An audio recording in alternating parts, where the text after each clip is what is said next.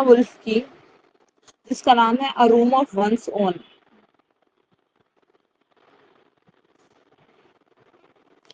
A room of one's own मतलब अपनी personal space, हमारी कोई पर्सनल स्पेस, ऐसा हो गया इसका meaning. And the writer is Virginia Woolf. ये एक फीमेल राइटर है। Virginia Woolf, first let's see her biography. Virginia Woolf is also known as English writer and the writer of 20th century and modern writer. So Virginia Woolf को ये सारे name से consider किया जाता है। Modern writer,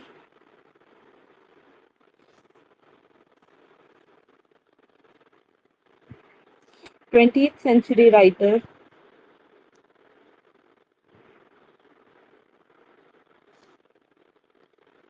and English writer.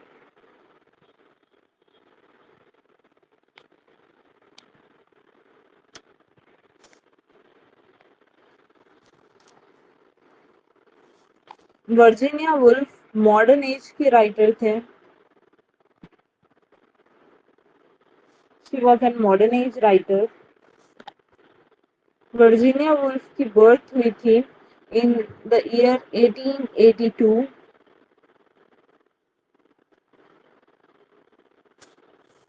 तो Virginia Woolf की birth हुई थी 25 जनवरी 1882 and she died on 28th of March 1941.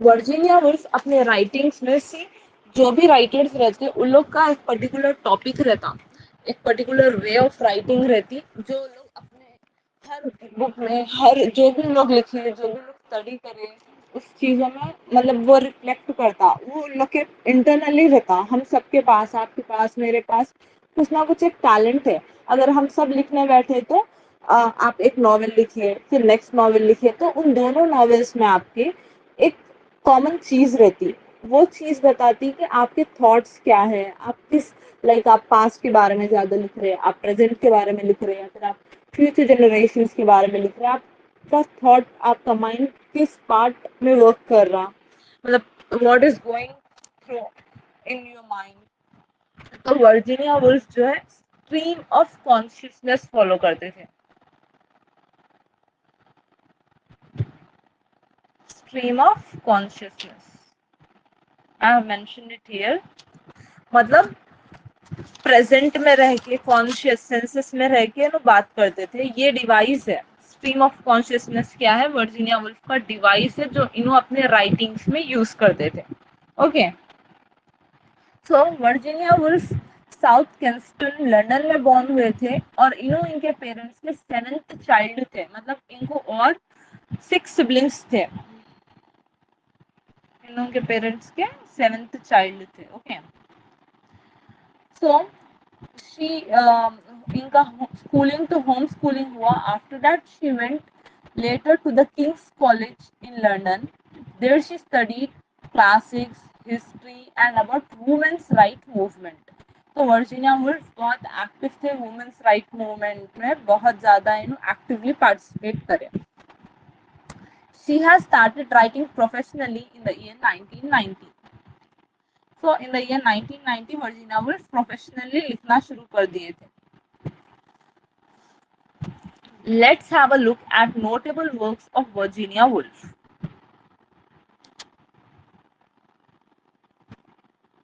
Mrs. Dalloway, जो कि 1925 में लिखा गया था, ये बहुत ही फेमस वर्क है वर्जीनिया वुल्फ का। To the lighthouse, 1927।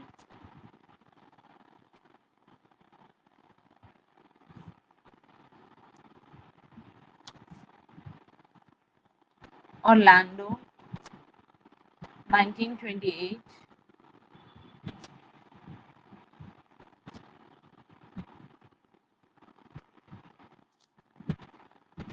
Room of One's Own,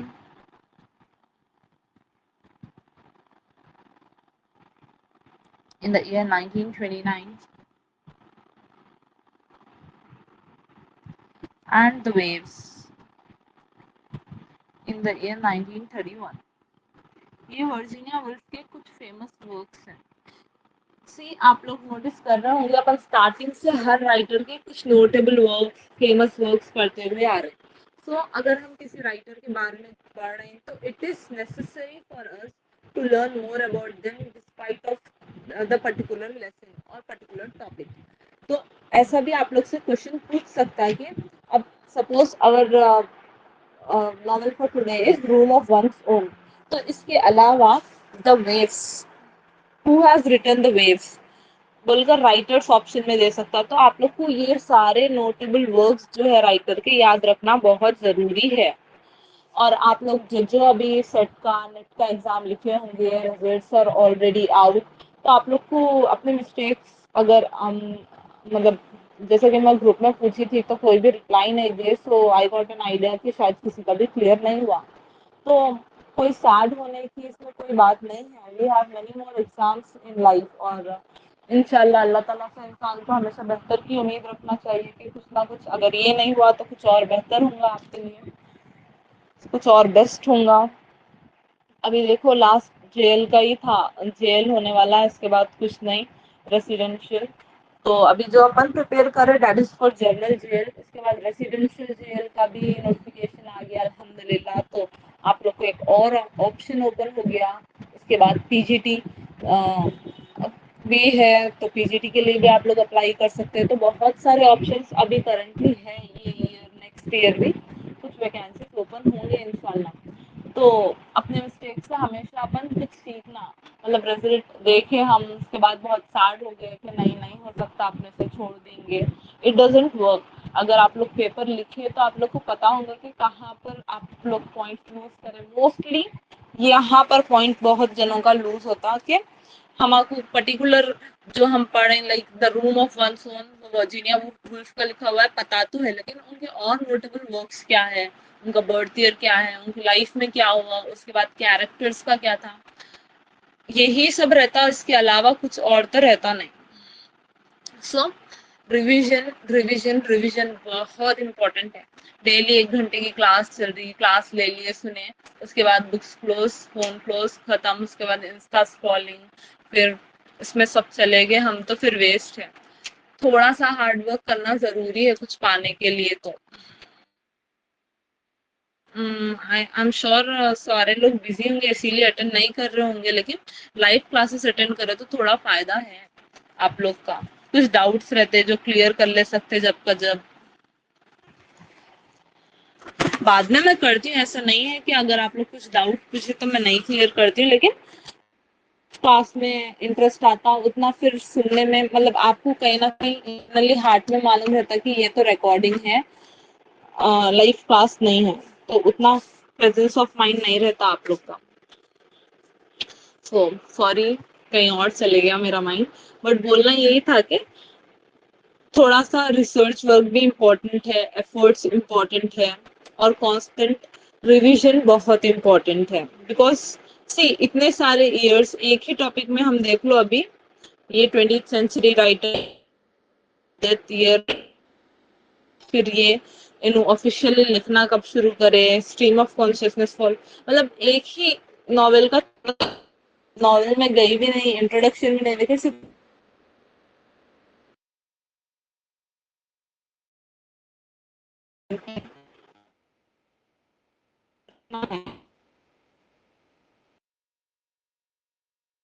याद रहता, लाइक एग्जैक्टली तो नहीं, लेकिन जो आप लोग गेस करके डाल देते ए बी लग रहा बोलकर, तो उसमें थोड़ा सा ज्यादा अच्छा हो जाता करने से, और चांसेस बढ़ जाते हैं ज्यादा स्कोरिंग के। अभी ठीक आ रही आवाज?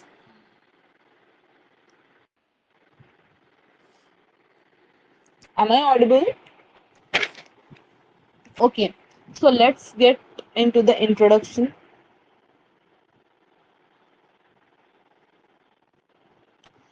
So, A Room of One's Own जो वर्जीनिया वुल्फ का लिखा हुआ है, it is known as non-fiction 1929 essay. So, ये एक नॉन फिक्शन है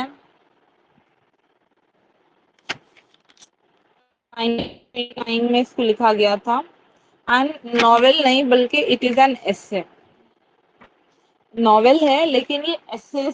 वर्जीनिया वुल्फ एक्चुअली एक स्पीच दिए थे यूनिवर्सिटी ऑफ कैम्ब्रिज में, जो कि उनके बहुत फेमस स्टेटमेंट्स थे इसमें, और ये टॉपिक पे काफी सारे लेक्चर्स दिए, मतलब she has delivered several lectures on this particular topic. तो इसके ऊपर फिर बाद में इन्होंने नॉवेल भी लिखे। So this novel is based on a feminist manifesto and literary criticism both. Novel is based on feminist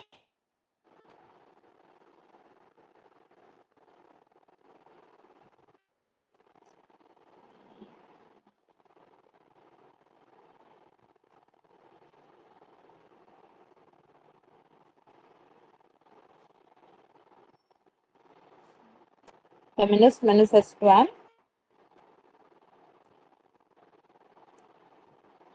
lit-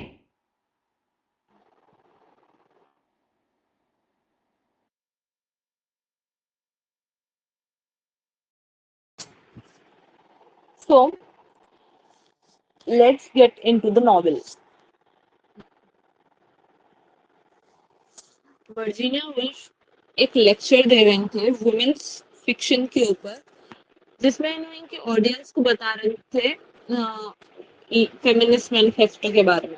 so Virginia Woolf जब मतलब लेक्चर डिलीवर करने गए तो वहां पर उनको टॉपिक दिया गया था कि what women are like. Let me mention it here.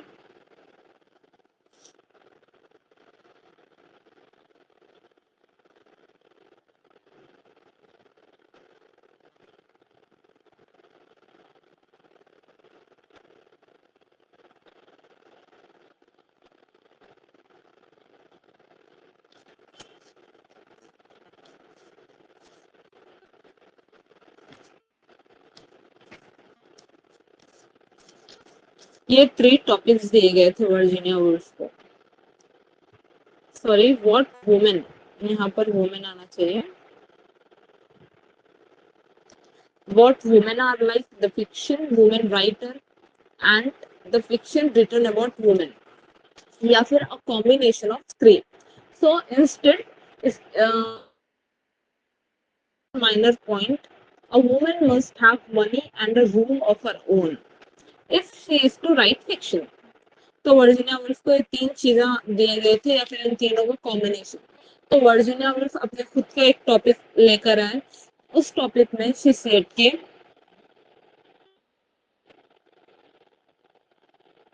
a woman must have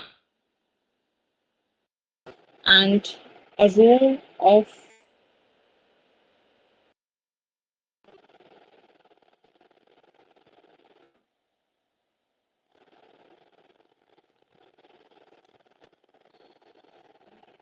so this is what she said कि वुमेन के पास अगर वो लिखना चाह रहा है, if she is a writer, तो उसके पास 2 चीजें रहना जरूरी है। फर्स्ट ऑफ ऑल मनी, और अपना खुद का रूम, अपनी खुद की स्पेस फिक्शन लिखने के लिए। सो शी सेज दैट उन्होंने एक फिक्शनल कैरेक्टर्स यूज करते हैं जिसका नाम है मैरी बिटॉन। अब उन्होंने मैरी बिटॉन को एक पर्सन नहीं है, she is an imagination. So imaginatory characters, imaginatory places बना लिए वर्जीनिया वुल्फ, और अब उन्होंने ये टॉपिक के बारे में बात कर रहे हैं कि वुमेन राइटर की लाइफ कैसे रहती है, वुमेन की पर्टिकुलरली लाइफ कैसे रहती है, वुमेन की राइटिंग फील्ड में वुमेन को क्या क्या चैलेंजेस फेस करना पड़ता, ये सब। तो मैरी बिटन की डेली लाइफ के बारे में भी वर्जीनिया वुल्फ बात कर रहे हैं। सो फर्स्ट ऑफ ऑल ये कोई एक रियल कैरेक्टर नहीं है, she is a fake character, और जो जो भी प्लेसेस यहाँ पर यूज हुई है वर्जीनिया वुल्फ अपने इमेजिनेशन से बोले। सो मैरी बिटन एक वुमेन है।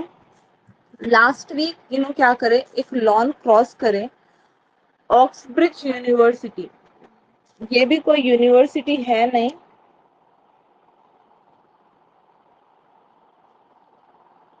ऐसी फिक्शन। तो ऑक्सब्रिज यूनिवर्सिटी की लाइब्रेरी में ये वुमेन बैठने के लिए ट्राई कर रहे थे, लेकिन वहां पर का इनको पास नहीं मिला। Why? Because she was intercepted at each station and reminded that she is a woman and she is not allowed to do such thing without accompanying men. तो ये जो मैरी बेटन थे, ये कॉलेज में स्टडी करते थे।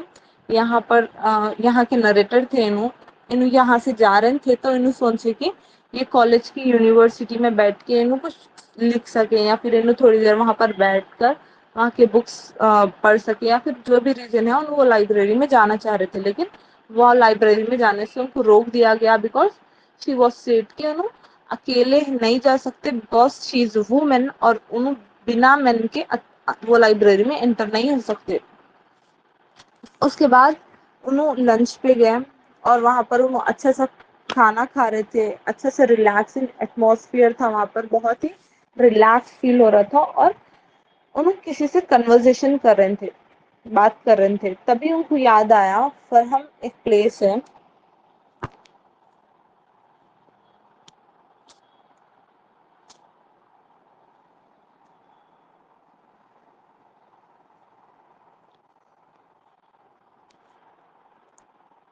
तो फरहम एक प्लेस है, वो प्लेस पे जब उन्होंने पढ़ रहे थे, यहाँ ये फरहम एक वो प्लेस है जहाँ पर मैरी मैरी बिटन जो है अपनी स्टडी कंप्लीट करे, वहाँ के वुमेन्स कॉलेज में उन्होंने पढ़े, और वहाँ पर उन्होंने एज ए गेस्ट रहे भी। वहां पर भी उन्होंने बहुत अच्छा सा डिनर खाए थे। उसके बाद उन्होंने वहां पर उनके फ्रेंड से बात करें, और उनकी एक फ्रेंड है मैरी सेटन। मैरी बेटन की एक फ्रेंड है मैरी सेटन। तो मैरी सेटन के साथ बैठ के दोनों फ्रेंड्स बात कर रहे थे। अभी ये दोनों फ्रेंड्स मिले, तो ये दोनों फ्रेंड्स वेल्थ के बारे में, इंडिपेंडेंसी के बारे में, या फिर वुमेन्स जो मेंस से पैसे लेते हैं उसके बारे में, या फिर कैसे पैसे रेस कर सकते हैं, डिफिकल्टीज क्या हो रहे हैं लोगों कॉलेजेस में, ये सारी चीजों के बारे में दोनों फ्रेंड्स बैठ के बात करें।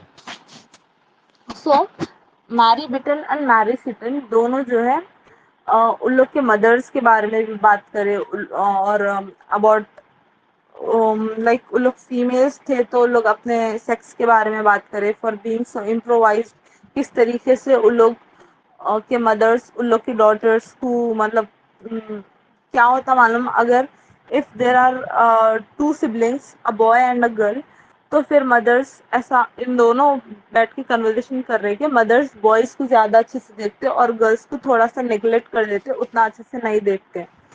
सो इन लोग के भी मदर्स इन लोग को ऐसे ही छोड़ दिए, इन लोग जब छोटे थे तब, और इन लोग इंडिपेंडेंट हुए, फिर खुद वेल्थ कमाया, उसके बाद अपने एक दूसरे के दोस्त बने, और लग्जरी सा इन लोग के लाइफ में ऐसा इन लोग सब डिस्कस कर ले रहे। और ये लोग बोल रहे कि जो पैसे है, money is for only mail, वो सिर्फ मेल्स के लिए है, फीमेल्स के लिए नहीं है। और ये राइटिंग्स को भी अफेक्ट कर रहा। अगर आपके पास पैसे है तो आप अपने बुक्स पब्लिश करवा सकते हो, खुद फेमस हो सकते हैं। अब अगर आप फीमेल है तो ना आपको से पहले भी हम पढ़े थे कि फीमेल्स को राइटिंग्स के लिए उतना परमिशन नहीं दिया जाता था, ना उन लोग के बुक्स को ही लेकर पढ़ते थे।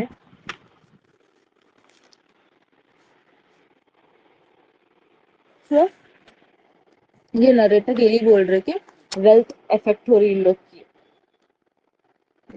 So the prosperity of males and females about the effect of predation and lack of predation on the writer. ये चीज जो राइटर्स है उन लोग को बहुत ज्यादा इफेक्ट कर रही थी, मेल होना फीमेल होना, इससे बहुत ज्यादा फर्क पड़ा था। तो इसी का आंसर ढूंढने राइटर जो है ब्रिटिश म्यूजियम लंदन पहुंच गए, और वहां पर उनको बहुत सारे बुक्स मिले जो कि वुमेन्स के बारे में लिखे हुए थे, लेकिन वो लिखे कौन थे? मेन। तो आप इन ऑडियंस से पूछ रहे हैं कि आप लोग बताइए क्या कोई वुमेन के बारे में मैन लिख सकते हैं? तो that's not technically possible, right?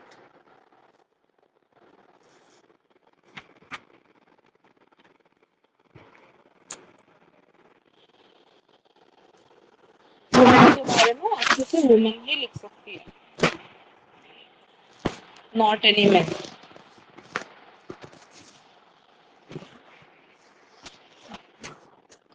So right है ना, कोई मैन कैसा वुमेन के बारे में लिख सकते हैं? तो वर्जीनिया वुल्फ बोल रहे कि वहां पर इतने सारे डजन्स ऑफ बुक्स है जिसमें वुमेन्स के बारे में लिखा गया है, और वहां पर एक भी बुक ऐसी नहीं होंगी शायद जिसमें कोई पूर गरीब वुमेन या फिर मिडिल क्लास वुमेन के बारे में लिखा गया है।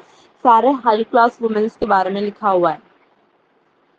ऑल्सो वो बुक्स मेंस लिखे तो लोग ऐसी चीजें लिखे जहां पर मेन अपने आप को सुपीरियर बता रहे हैं और वुमेन को इंफीरियर बता रहे हैं। तो मेंस अगर लिखे तो लोग ऐसे ही करेंगे ना। वुमेन के क्वालिटीज, वुमेन के थॉट्स, वुमेन क्या सोच रही, उसके माइंड में क्या है, उसके थॉट्स क्या है, वो सब थोड़ी ना वो सब वुमेन्स लिख सकेंगे, बोलकर वर्जीनिया वुल्फ लोगों को बोल रहे हैं।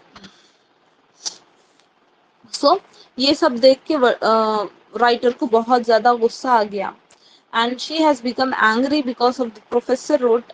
एक बुक पढ़े उन्होंने जिसमें वुमेन के बारे में बहुत बुरा लिखा हुआ था, उसके बाद राइटर को बहुत ज्यादा गुस्सा आ गया।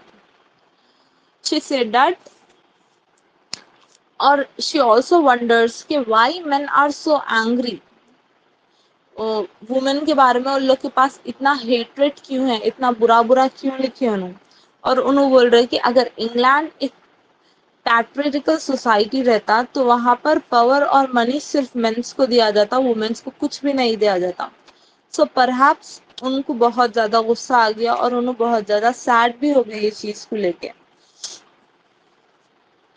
सो शी इज सेइंग कि सेल्फ कॉन्फिडेंस का रिक्वायरमेंट रहता लाइफ में, और मेन को सुपीरियर बताया गया सारी हिस्ट्री में, बिकॉज सारे बुक्स मेंस लिखे, वुमेन्स के बुक्स उतने ज्यादा नहीं लिखे गए।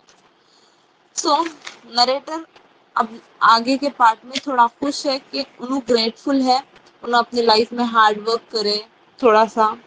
और वुमेन को अभी करंटली, ये तो उन्हें पास्ट की बात कर रहे थे, अभी करंटली लिखने दिया जा रहा, वुमेन्स फ्री है लिखने के लिए। पहले ऐसा नहीं होता था, लाइक 1918 के बाद वुमेन्स लिखना स्टार्ट करे, वुमेन्स खुद की रीजनिंग स्टार्ट करे।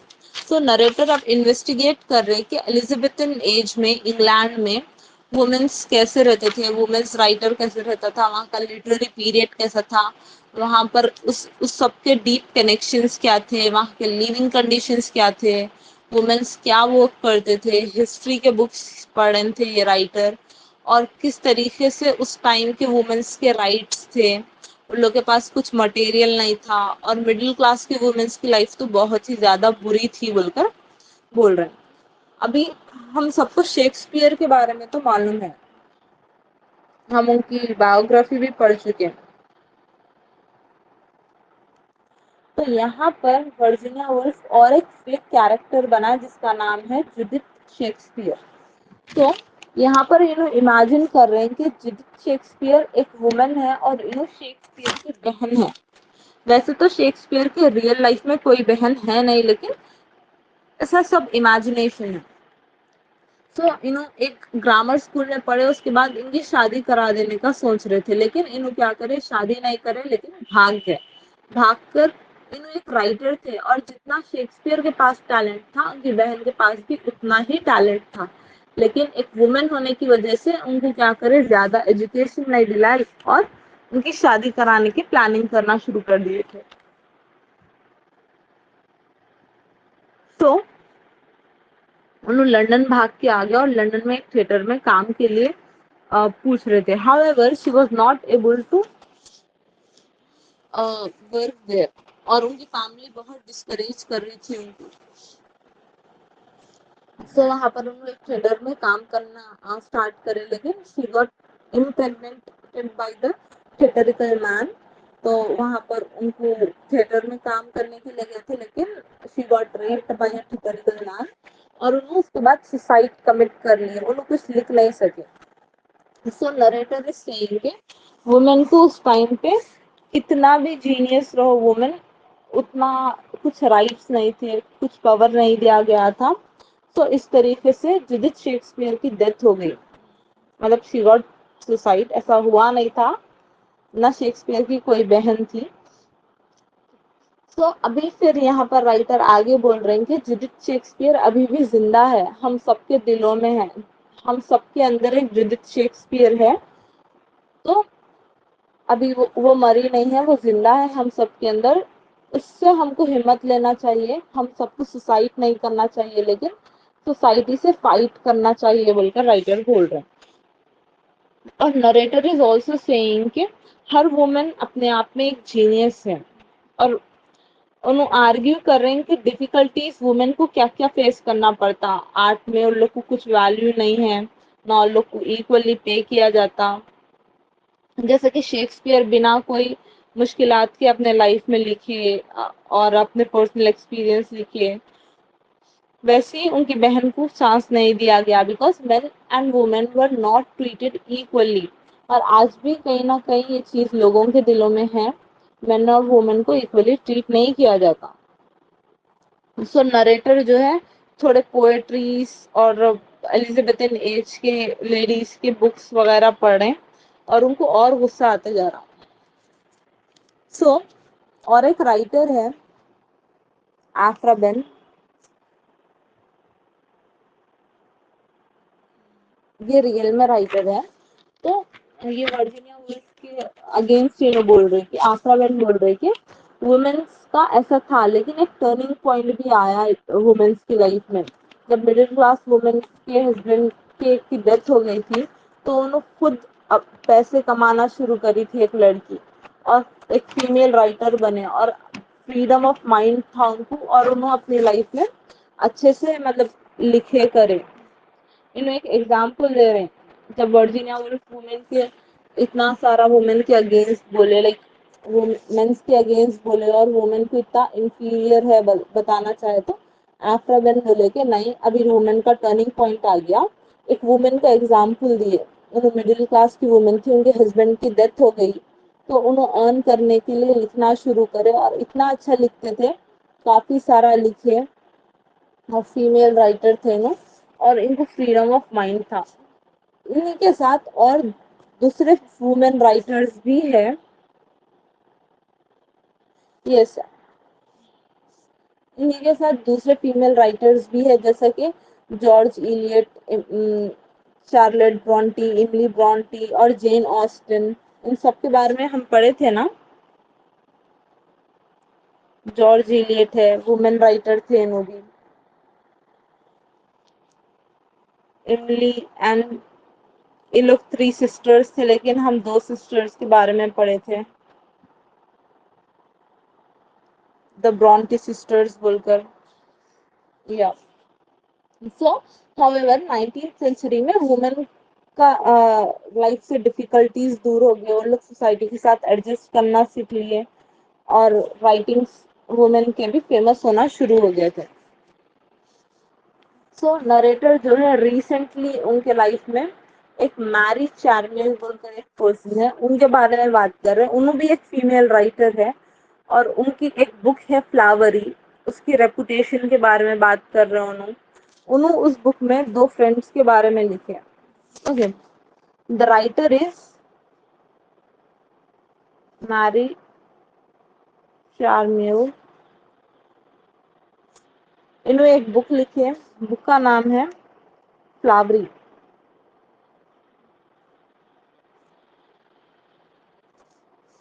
और इस बुक में 2 कैरेक्टर्स हैं,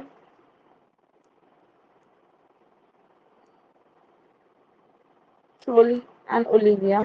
इन दोनों की फ्रेंडशिप के बारे में ये बुक है। ये इन दोनों भी वुमेन्स हैं, और ये दोनों वुमेन की फ्रेंडशिप के बारे में ये बुक है।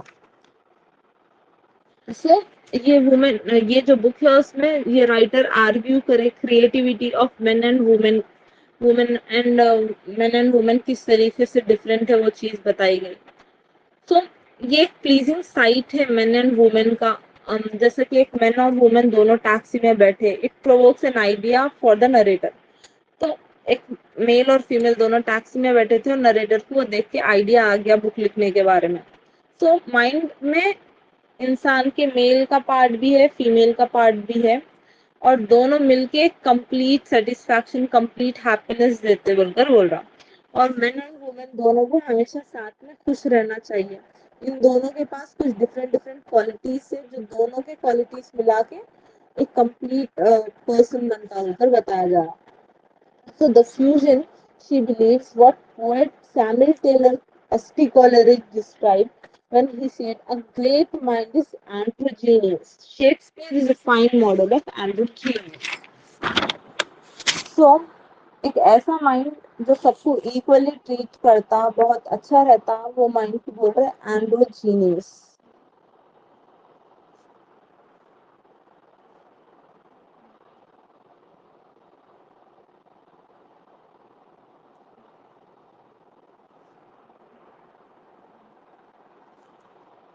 और शेक्स एस्टी कॉलरिज और सैमुअल टेलर जो है,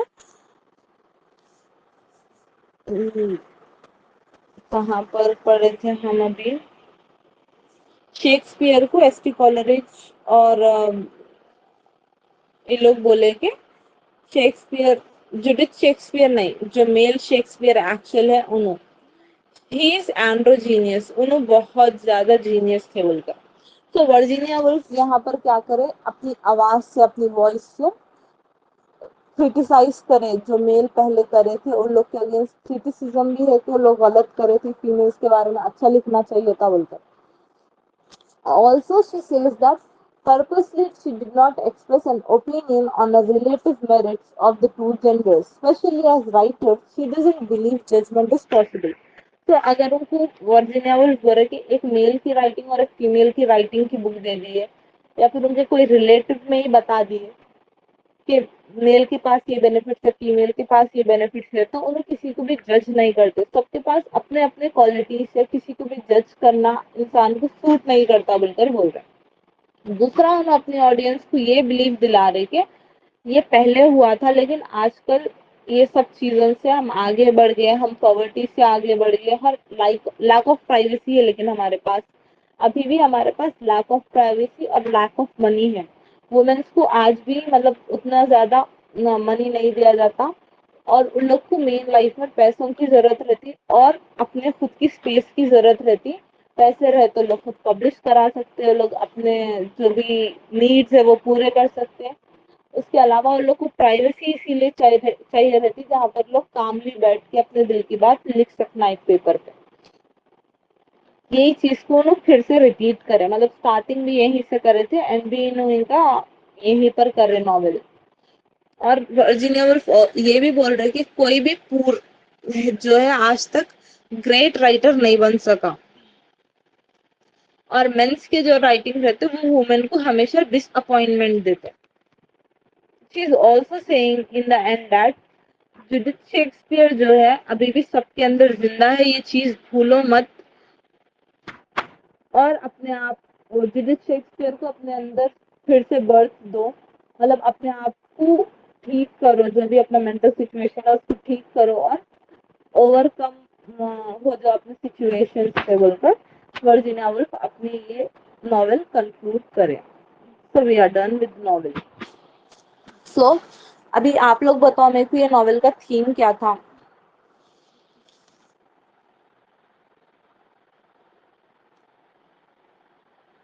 Am I audible? Hello.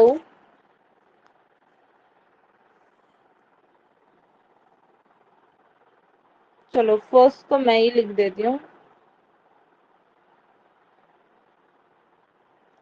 Female writings के बारे में बताएं, मेल राइटर्स के बारे में,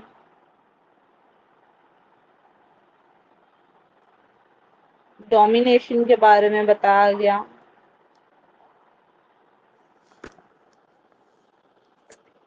और क्या था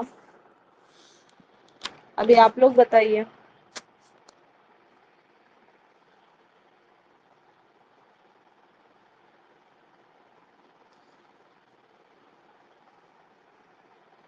क्या थी ये नॉवेल, फिक्शन में थी या नॉन फिक्शन थी? यस, वुमेन की इम्पोर्टेंस भी बताई गई। नॉवेल क्या थी, फिक्शनल थी नॉन फिक्शन थी? Right right. तो जरूरी है ऐसा आप लोग एक बार मतलब रिकॉर्डिंग भी सुन के फिर एक बार रिविजन कर लिए या फिर प्रैक्टिस कर लिए तो अच्छा रहता, भूलते नहीं। Okay, so will end of the class here इंशाल्लाह। कल फिर हम हमारी नेक्स्ट नॉवेल कंक्लूड करेंगे।